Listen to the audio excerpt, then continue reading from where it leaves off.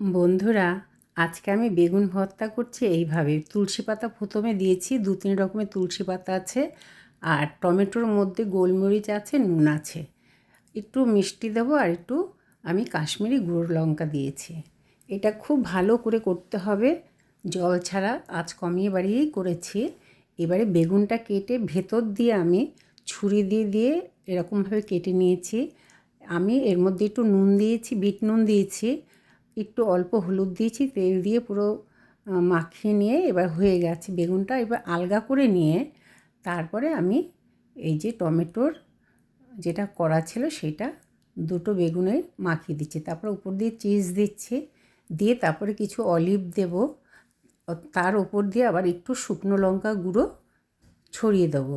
এটা আবার 6-7 মিনিট ওভেনে হবে, তারপরে এটা রেডি হয়ে যাবে।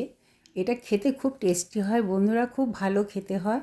আপনারা এইভাবে করে খেয়ে দেখতে পারেন।